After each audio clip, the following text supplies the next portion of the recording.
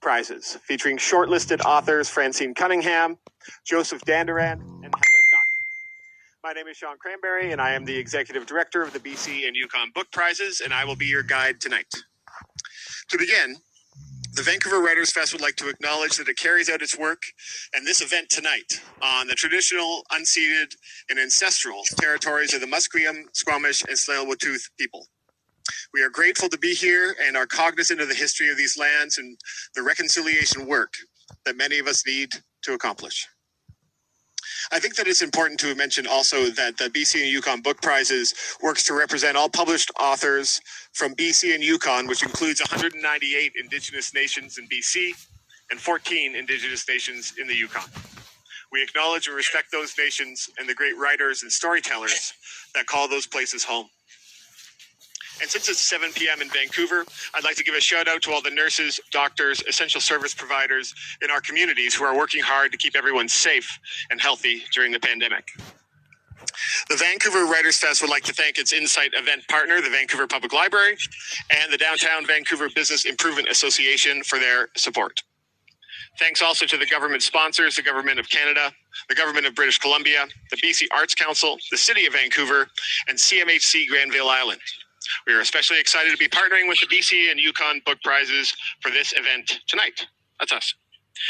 A little bit more about the BC Yukon Book Prizes for those of you who are not familiar with our work. Our organization adjudicates and awards prizes for literary merit across 8 categories, including fiction, poetry, and our most recent prize, the Jim Diva Prize for Writing That Provokes, which is basically awarded to the author of the book that's most likely to incite a public disturbance, inspire readers to take action, or get stopped at the border by overzealous customs agents. We also adjudicate the Lieutenant Governor's Award for Literary Excellence and the Borealis Prize, the Commissioner of Yukon Award for Literary Contribution, and that is the first such prize for writers from Yukon. We have 3 incredible writers who will be reading for you and answering questions tonight.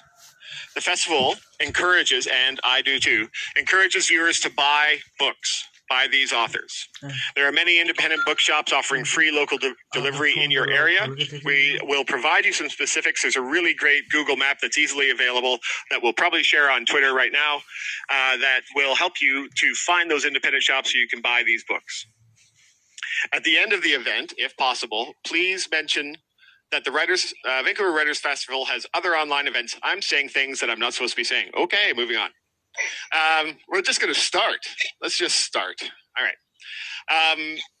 We had a discussion, 3 authors and myself earlier on, about who wanted to go first, and it was not unanimous, but we're going to start with Helen Nutt. Helen Nutt, 2019 RBC Taylor Prize emerging author, shares her deeply intimate and provocative memoir of intergenerational trauma and becoming. In My Own Moccasins, a memoir of resilience from the University of Regina Press, which is nominated for the Hubert Evans Nonfiction Prize. Over to you, Helen. Thank you. You can feel a mother's lament in her voice. The tone of her words penetrates the skin and hits bone. It hits something deeper than bone. It hits spirit. The chest feels as if someone is pushing on it with brute force, and that breath, that one breath, is a struggle to get in and out. Remorse shapes the sound, leaving her mouth, and it becomes a rough-edged, grief-filled symphony, a mixture of wailing and words that cannot be unheard. You wince. You attempt to display no signs of your internal reactions to the shame that gets caught in her throat. But every hesitation in her story proves that silence can be a tangible beast, as it forcibly pulls your head to a lowered position. You feel every struggled sentence as she speaks. Or maybe you have to be a mother to feel it. Or maybe you have to be a mother who once neglected her own to feel it. They almost lost me that time. I almost lost myself. I shivered as my sweat seeped through my clothing, damming the light that intruded into the darkness of the room. The pillowcase that hung in the window frame was pinned sideways, and the afternoon light came in across the room slanted, the same way that my world felt. Dust particles danced in the broken light. Laughter erupted from somewhere downstairs. The smell of stale cigarette smoke enveloped me. I clenched my eyes tightly, shifted, and moaned.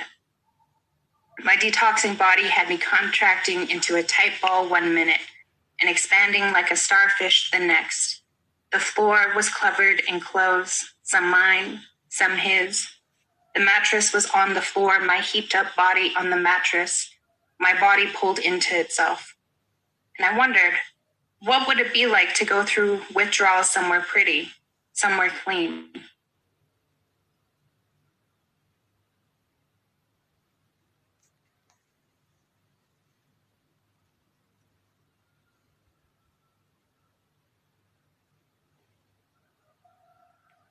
Hi, everyone.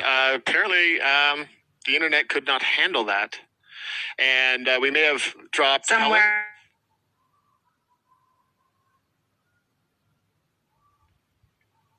Or maybe not.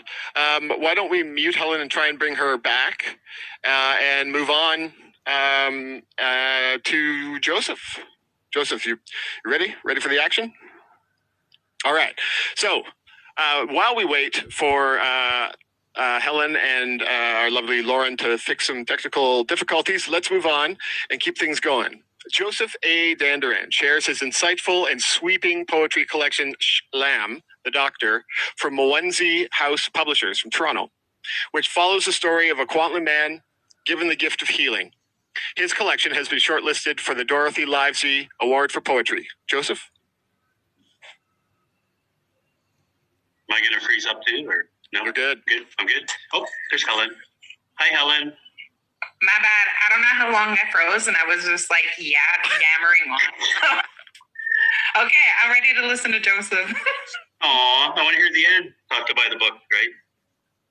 Hey, do I have to read from this book, or can I read?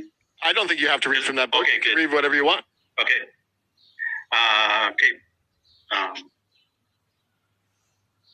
Poetry, though, right? The phone book. No, I got a new children's book I'm plugging. Sure. No, it's fine. This is from a new manuscript. So hopefully I won't freeze. I'm just going to sit here, I guess. I'm not frozen. Okay. What do I got? 5 minutes? Oh. Okay. This is called I Would Like to Thank You. To the nuns and the priest who abused me when I was 6, thank you for doing that to me. And if you'd like to see how I am, just look out your window as I pass by, because I know where you live, you old fuck. And to the sisters, I would like to thank you for toughening me up later in life. It was needed, and I shook off all comers, and I took the pain you gave me when you stepped on my 6-year-old brown hand and told me to be still, and that God was watching me. And when I finally confronted that old fuck, I slapped him across the face, and in his eyes I could see the lust he had for me those decades before. And now he weeps as the pain in his face changes, and I walk away still that little brown boy in need of comfort. And I know that I am who I am, and fuck you, abusers. You cannot have me. You cannot destroy me. I can do that all by myself, thank you. To the men who used me when I was 9 or 10, thank you for scarring me and giving me nightmares that, as they still haunt me here at 55 in my little office where I punch out poems to soothe the soul, where I can relive the torture of being touched by men. Thank you, and I will visit one day and go up to you, slap you, kick you, bite you, end you.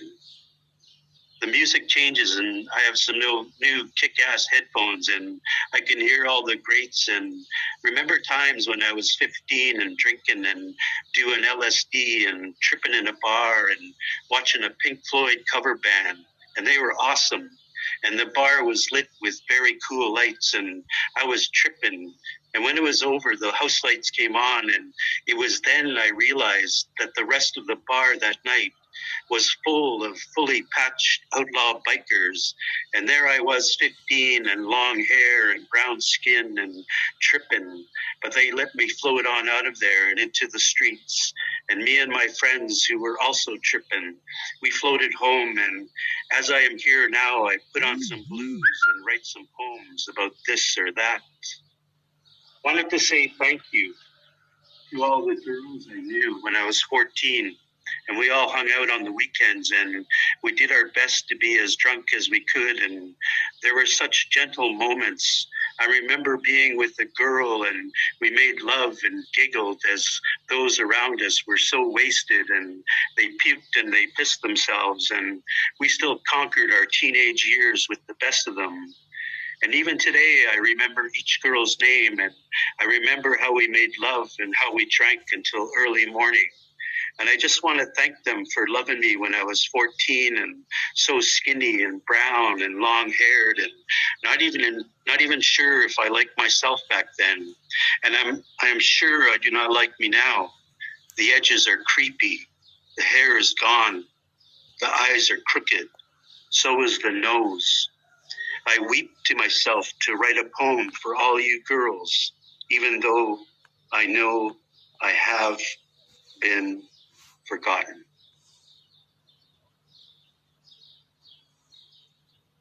And snap. Keep going, or That was beautiful. Like that? Thank you, Joseph. Thank you. Sorry for the F-bomb. Hey, it's poetry. It's going to happen. Yeah. That's the Okay, title of my new book. F-bombs? No. Beautiful. Okay, let's go back to our friend Helen Knott. Helen, how's it going over there? Good. I don't think I'm going to freeze this time. All right. And I'm going to follow Joseph's lead because I don't want to read from this. I'm just going to read a poem, which is not what I'm on here for, but I'm still going to read a poem. Awesome. Okay. He lives across a body of water. The ocean is a heart. I know that he is imagining a life with me in his mind's eye. We are in Spain at his cousin's wedding. He will laugh and clasp my hand, thumbing over empty flesh where he will one day want to put a ring. We are at the shore of the rocky island he calls home. He will reach for my swelling belly and smile with the thought of a child who will look like evidence that I have forgotten what my homeland looks like. The child will be my home. I will become of this world, become less of home, become less of sweet-smelling smoke and rich brown soil, become less of prayer songs, less of mountains with gentle backs that carried my ancestors over their ridges, less of dark-humored, inspired laughter that fills up the room because no one will have lived the context of my jokes. They will only see the pain. They will only hear the trauma. See that this is how I learned how to take up space that was once ours. We'll be in a space that is no longer ours. I don't want to tell him these stories. Is in my blood. Fight my inherent urge. I want to pretend to be uncomplicated. Uncomplicated like the girls he knows. Not uncomplicated for his sake, but because I always wondered what it would feel like to be that way. To be unfettered privilege. And I pretend as if living across a body of water from territory will not separate me from my heart. The ocean is a heart. He has a heart. But it does not beat the same way as the land of my people. The drum has a heartbeat. The beat of the drum is home. Home is the place that has my heart. I do not tell him that no matter where I move, I will always have one foot tied to the rivers and mountains that know me by my name. That no matter where my body is, I will only ever be half there. That loving him will feel like a betrayal. Loving him will be like a loss. We Indigenous women have lost so much already, and I wonder if I could bear the loss of loving him. If the gain of that love outweighs the loss. If I sign a treaty with his blue eyes, will he know that it's a sacred contract? He will have to live up to his end, or he will only be repeating colonial circumstances. Another broken treaty. I could not live with that. I have already been living with that. I know women that have died from that. When my grandmother was a young woman, her skin dark like the sun had wrapped her in its embrace and named her love, she brought my grandfather home. His skin white like snow and his eyes blue like the ocean. The ocean is a heart. The chief came to the door of the house that they occupied and he pointed at his watch. No white men after 6 o'clock, he said. Grandpa would have to leave the Indian reservation. Grandma refused. The chief repeated himself, his voice a barrier, trying to separate the spectrum of their skin, place them on the side that they belonged. When my grandmother told me this story, she let her arm mimic the chief's falling body. I hit him, she said, and the hands of the clock did not separate them. The chief disappeared into the winter's darkness. The story is over. My grandpa's eyes held the ocean. The ocean is a heart. I lost a piece of mine when he was buried, and I've been looking for it ever since. Getchikainaschi. I remember things from long ago, and he tells me he reads articles about what I mention and attempt to understand me better. I do not tell him that the things I remember come to me by blood and bone that have mixed with soil with the lands of home. That there's no Wikipedia entry for Indigenous woman in a state of reclamation and remembering. The ocean is a heart. It is hard remembering the loss of home. The ocean is a heart. It's hard for these eyes to continue witnessing the continued loss of home. There is a body of water between us. And I wonder, do eyes hold? Are they full of the memory of loss, of land, of water, of a grandfather? Or will they be a home where I can forget what I remember from long ago? After all, it is so hard remembering. Bad, I ask myself. A daughter that does not remind me of home. Girl with unfettered privilege, just a girl is to be a girl. I buy her freedom with my loss. Is a heart. The waters will not come to sweep her away. The ocean is a heart. The streets that mark up my people's territory won't swallow her whole. There is a body of water between us. They will not thirst for the memory of her to be erased. And that's it. Sorry, I know that was kind of long. That was beautiful. And that was worth the technical difficulties of earlier. Thank you, Helen. Thank you. That was great. Okay, Francine Cunningham shares her debut poetry collection, On Me, from our friends at Caitlin Press, a suite of emotive and powerful poems on her lived experience as an Indigenous woman, mental illness, and urban life. Her collection has been nominated for the Jim Diva Prize for Writing That Provokes. Francine, welcome. Thank you. Hi. I love the description of the Jim Diva Prize, which I had never heard it like that before. Yeah, that's pretty cool. That's the colloquial way. If it starts a riot or gets stopped at the border or somebody hits somebody with it, that's good. I love it. All right, so I'm going to read 2 poems, and I'll try not to look down the whole time. And the first poem, so my book is sort of categorized. So the book's called On Me. And so all the poems are categorized differently. So this one's on mental illness. And then we have sort of the title of the poem. So this is On Mental Illness, Fault Lines. I've never known what my faults were, only that they existed, decided long before I was born. The faults lay in lines, carved into skin, the unseen codes, the mess of who I am. Under the surface, unseen, until they rip and groan, the two halves, in a violent thrust, making waves as tall as tsunamis, cracking ground, uprooting trees, creating new vistas. In the memory of my cells, trauma, passed down from generation to generation to generation. Residential school, Indian sanatorium, sexual abuse, mental illness, alcoholism, addiction.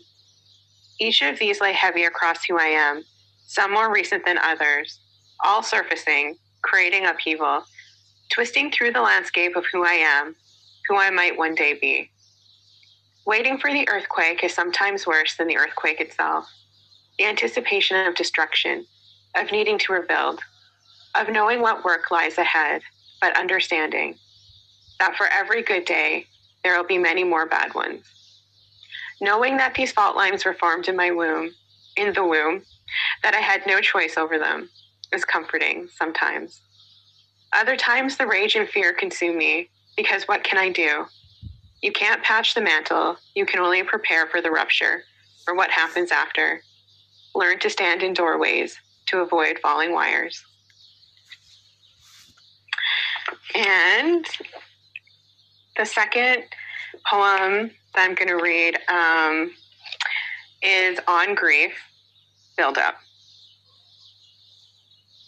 When I took apart the shower head, I found the body of a beetle. Its small legs were stuck in the gaps of the mesh, the body slick, covered in brown slime. I thought of the shower I'd taken that morning, the feel of the water as it lapped at my toes, as the drain, clogged with hair, let the water fill up. I thought of the sigh of pleasure I let out, as the heat let me forget, for a moment, the rusty brown dirt, the box that held you, the darkness of that hole. I pried the body out with a pair of tweezers, hovered over the toilet bowl, but felt sadness. Lying on the linoleum, among the cobwebs of stray hair and dust, the disappearing body of the beetle beside me, I thought of you again. Without the heat of the shower, without the urge to forget, I thought of you, your disappearing body, and felt my grief.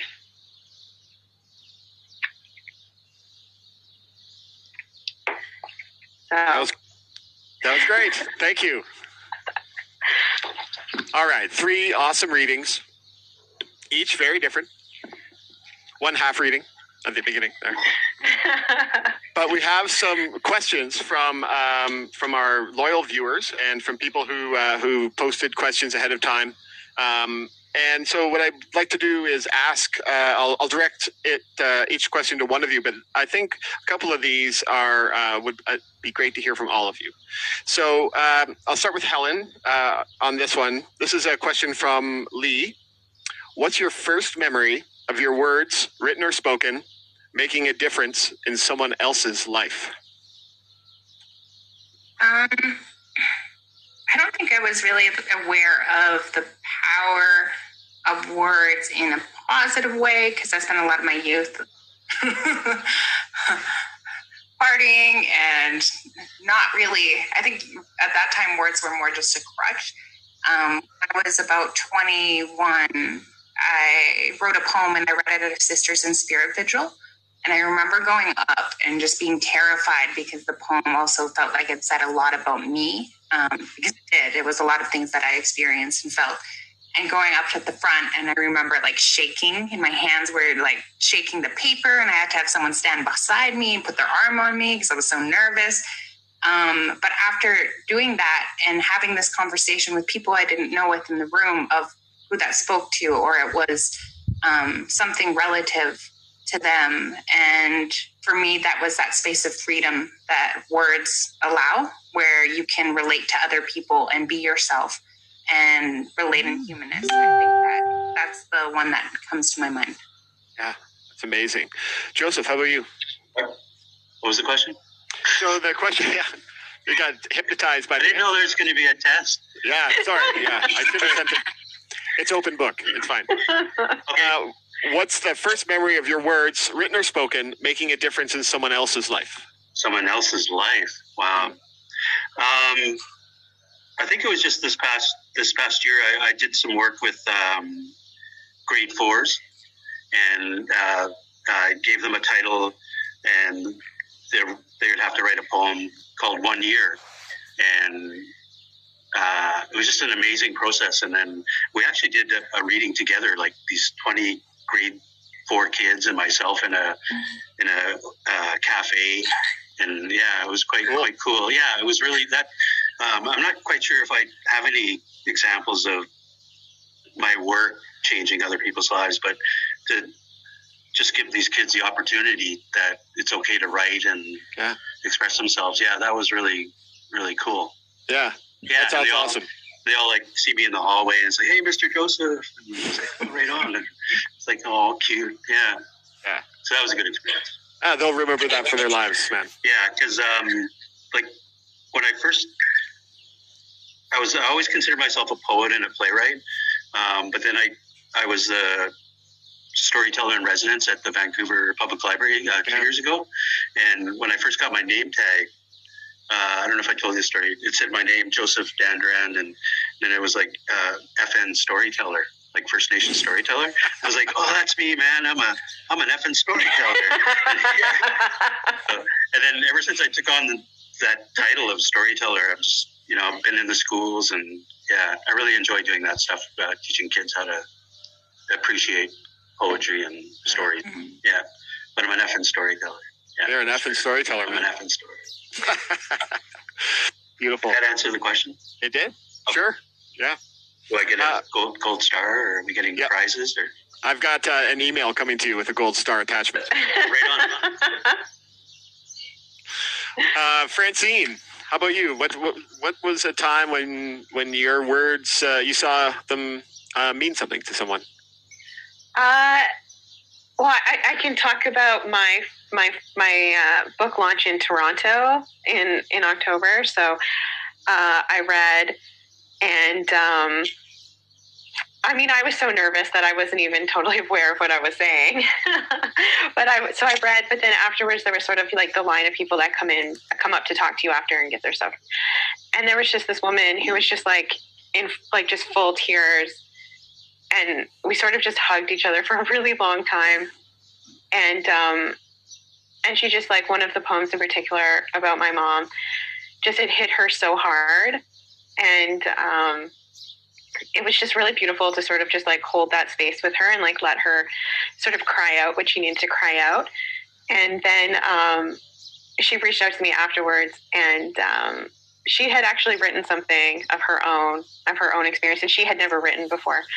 So she shared her work with me, and it was just so amazing to see that I had inspired her enough to actually like express her own story in writing. So yeah, that's awesome.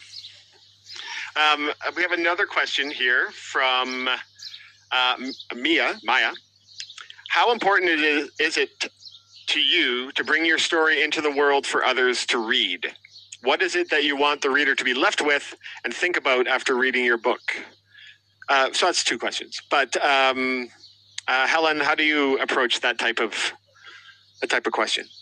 So I come to know, like, I guess, like a part of my purpose in this world through something that my auntie told me.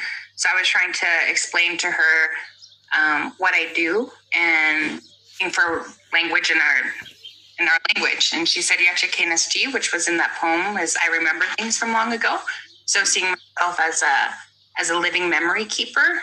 And that's the purpose of my writing. And I feel like that in tandem with my other purpose, which is like healing and processing and kind of moving through these things. So pairing it with that, that's how I just see how I fulfill my work in this like very human plane.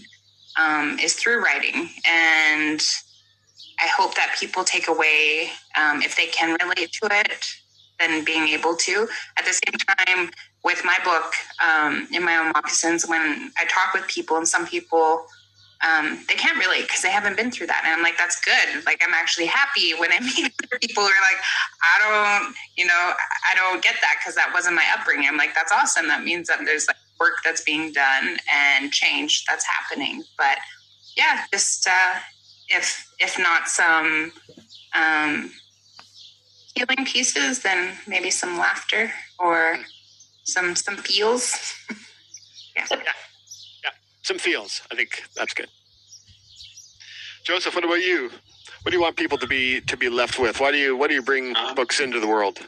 I don't know. Royalties. Yeah. No, just kidding. Actually, this book, which is upside down, probably coming at you, Shalam. Shalam is a word that I heard when I was younger. In English, we called them the doctors, and they were like these healers, and there were these people that they could do like these kind of weird things, like eat fire and pick up boiling hot pots of oil and stuff like that. And so in this book of poetry, I had this idea of the main character who's a Shalam, and he has the power to heal, but he also has the power to take life, because he meets up with he recognizes a priest on a bus, and he just touches him, and the priest passes away.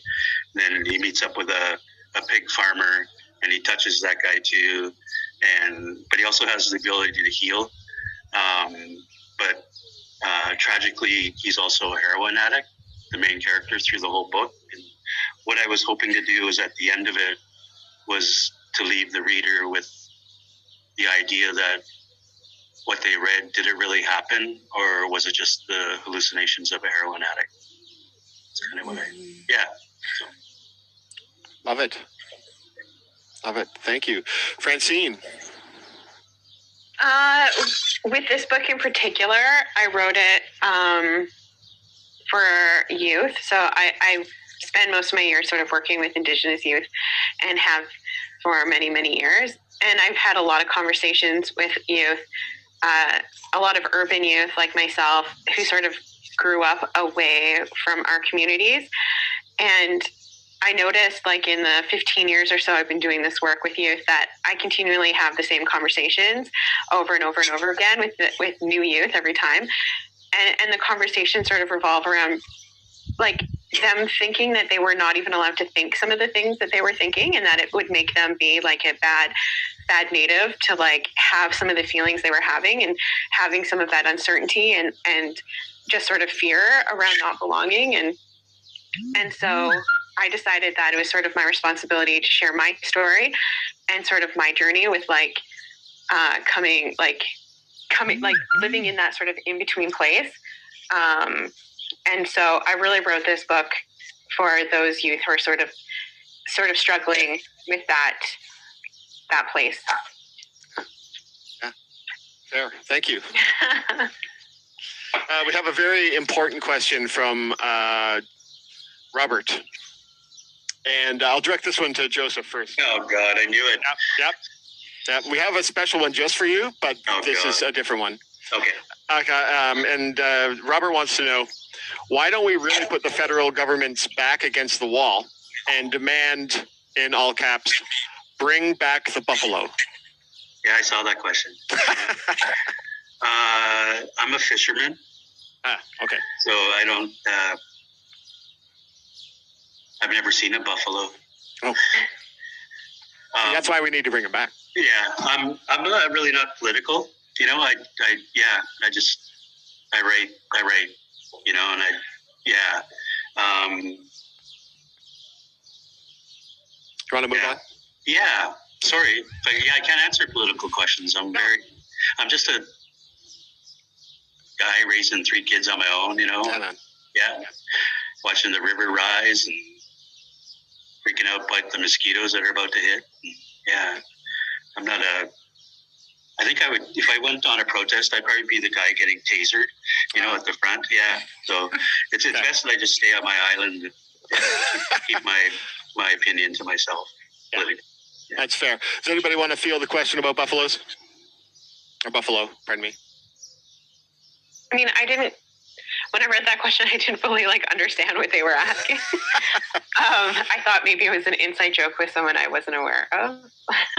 I mean, I feel like if they're talking about, like, food sovereignty, I think that that's incredibly important. And I feel like there are people working towards that in communities right now. And I'm not a specialist or in that field. I don't know. I used to go to my auntie used to be a caretaker in a ranch. So I grew up around buffalo. Like, we're buffalo, there were wild buffalo, and they'd attack her truck. And I remember, like, in her little toy, and the big buffalo was charging it and having fences to keep them away from the dogs because they would hurt the dogs. and having that just like that majestic awe, because they still weren't and aren't a common sight, right? If you go to the north, then you'll see herds of them in these specific areas. But like Francine said, I'm not a specialist in this, but when I read that question, it reminded me of I can't remember the artist who did that, but they bought a lot of the china that was created from the buffalo bones and brought it over, and they smashed it all. Does anybody remember? No. Yeah. So it reminded me of that, because it was, what is that called? I'm not sure the word, so. Like repatriation? Something like that, yeah. Yeah.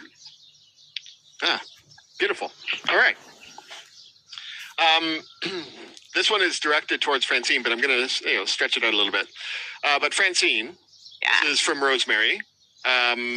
What drew you to write poetry, and how do you edit your poetry? I was contemplating those questions earlier today. Okay, so in terms of editing, I'll start with the editing first. Really practically, I write and read out loud almost instantly, and so throughout the whole process, I'm looking for what it sounds like. So what it sounds like is probably one of the most important things to me when it comes to a poem. And then after that, I go with what am I conveying? Am I conveying it clearly? When I read this to someone, so if I beta read it to someone, I ask them, like, what was I trying to say? Like, they can tell me what they think I was trying to say. So it's just to make sure that the clarity of what I'm trying to, and I try and do it in the simplest way possible. Like, if you read my poetry, it's not overly complicated. There's not a lot of big, like, thesaurus-y words. A person can just sit down and read it. And I feel like I do that on purpose. Like, I want my poetry to be very accessible, and I want it to be very accessible to youth in particular. So I want them to be able to just pick it up, read it, and get it. And, if they don't have a lot of time, like, it's just like simple. I go for simplicity. So that's when it comes to my editing. I try and pare back to that level, to that point that I want to be. And then in terms of why I write poetry, well, I consider poetry to be my heart. So when I think about, like, my writing, it's almost like my writing is like different parts of my body. So, because I write in, like, every genre, but poetry is sort of like what I kind of started writing as a kid. And it's the one thing I've sort of taken with me throughout my whole life so far. And it is 100% where my heart lives. I don't write poetry that isn't from my heart. And my fiction, on the other hand, is all about, like, crazy stuff and those are, like, full characters. Those are, like, not me. And it's sort of apart from me, but poetry's here. Yeah. Helen, what about you? You read some poetry tonight? I don't know. I think even just with writing in general, the reading aloud thing, like, I do that with everything. Poetry, my non pieces, even my academic work. I read everything aloud, so I think that one is a really, really good tool. Cool. Joseph, what do you think? I don't edit at all. I write, like that poem I read tonight, that's the first time I've ever read it, actually, out loud. I just, when poetry hits me, I gotta, through this whole thing, as writers, we've had no excuse but to write. So I've written, like, 3 manuscripts of poetry and 3 new plays, and I just finished a new play last night. Yeah. But I'm always thinking from one project into the next. So I'll finish a book of poetry, and then I'll already have the play inside my head. Yeah. So it's kind of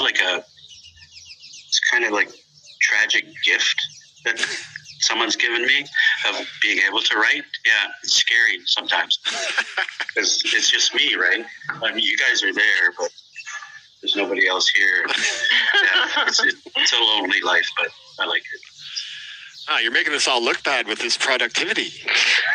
I know, right? For the other artistic people who are listening, who are like, my productivity has been one drop of that. Yeah, but now, even like when I finished that play last night, like today, I'm just like, burnt out. And, I'm taking a break. Doing all these readings and stuff. We are approaching the time when maybe there's going to be a Q&A. What does our official person think about that? A live Q&A, I mean. I was like, we've been answering questions. Yeah, sorry. What have I been doing? There are not any live questions. Yep. See? You scared everybody away with that whole productivity thing. People are like, nope, I'm out. They're sitting down and writing. Yeah. Trying to catch up. Yeah. Well, I guess, Tony, or Joseph, I should ask you the question from Carlos, which is, how will Eagles... Is that about fishing or something? How will Eagles know that the true fishermen of the Stolo have returned? Yeah, I didn't... Does he mean poachers or... I have no idea. I thought this was a secret code. No, I got friends who are poachers, yeah. Last year was the worst fishing season I've ever seen in my lifetime. I caught like 2 sockeye, and this year's is going to be worse. They're not letting us fish till maybe August, if that. Because we usually catch springs this time of year, and we're not allowed. They're in trouble. Everything's in trouble. Yeah. I didn't quite understand that, what he meant by the true Stalo. Yeah, I don't. Yeah. Okay. Yeah. We'll leave it as an open question. Okay. Yeah. Francine, Joseph, Helen, thank you so much for taking the time to do this with us today. And thank you to our friends at the Vancouver Writers Festival and, for putting this on, for making Insight such a cool thing. And for all of you who are out there who are still with us and aren't busy writing 3 plays and 2 novels and several books of poetry, please go and buy these books. And one day in the future, when we can gather together in the same room and celebrate great writing, maybe you get those books signed. Yeah. Right? Yay! Yay! Thank you all so much. Thanks, Sean. See you guys around. Nice meeting you guys. Okay. Yeah, you too. Yeah, we'll see you. Bye. Bye. Bye. Bye.